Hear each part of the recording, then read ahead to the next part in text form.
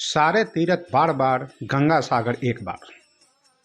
आज हम बात करेंगे गंगा सागर की। शास्त्रों में कहा गया है कि मकर संक्रांति के दिन गंगा सागर में स्नान और दान का जो महत्व है वह कहीं अन्यत्र नहीं है।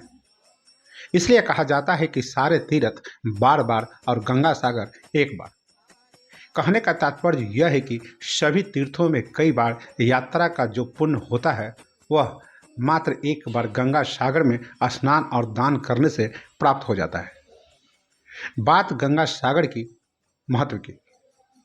उनके मोक्ष के लिए राजा सगर के वंश के राजा भागीरथ गंगा को पृथ्वी पर लाए थे और गंगा यही सागर से मिली थी। कहा जाता है कि एक बार गंगा सागर में डुबकी लगाने पर 10 अश्वमेध यज्ञ और 1000 गाय दान करने के सम्मान फल मिलता है। पौराणिक मान्यताओं के अनुसार स्वर्ग से धरती पर गंगा का अवतरण अनगिनत घटनाओं से जुड़ा हुआ है, जिनकी कथाओं को हम सदियों से सुनते आ रहे हैं। इस महान नदी के संगम पर वो पावन स्थल है जहां श्रद्धालुओं का मानना है कि वहां उन्हें मोक्ष मिल सकता है। इस दिव्य तीर्थ स्थल के बारे में और अधिक जानने के लिए आइए हम इस प्राचीन पौराणिक कथाओं के पन्नों में झांकते हैं। तो सबसे पहले नमस्कार, आप देख रहे हैं न्यूज ईरा और मैं आपके साथ विपिन। गंगा सागर के वक्ष स्थल में कपिल मुनि का मंदिर है।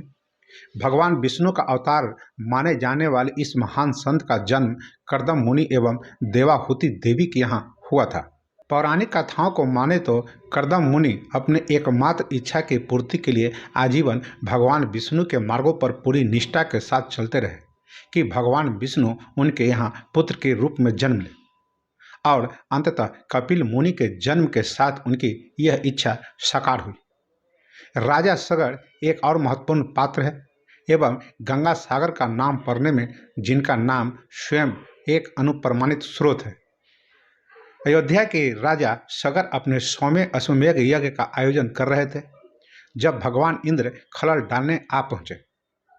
यदि राजा सगर इतनी असीम धर्मपरायणता प्राप्त कर लेते हैं तो उनका सिंहासन डोल उठेगा। इसी डर से भगवान इंद्र ने यज्ञ के घोड़े को कपिल मुनि आश्रम पाताल के नीचे छिपा दिया।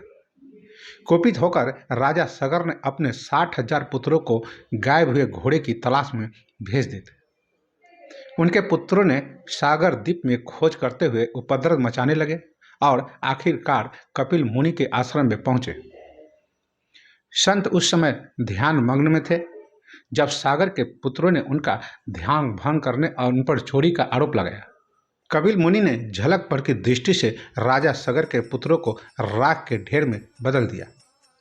कई वर्षों बाद कपिल मुनि के मार्गदर्शन में राजा सगर के पौत्र ने लंबे समय तक तपस्या करते हुए गंगा को स्वर्ग से धरती पर उतरने के लिए मनाया।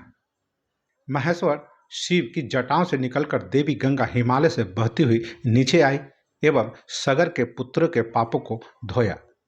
वहीं गंगा, जिसमें 60,000 लोगों की आत्मा को मुक्ति दी, अब केवल भारत ही नहीं अपितु पूरे विश्व के लोगों को यहाँ इकट्ठा होने एवं पावन स्नान के लिए अनुप्रमाणित करती है।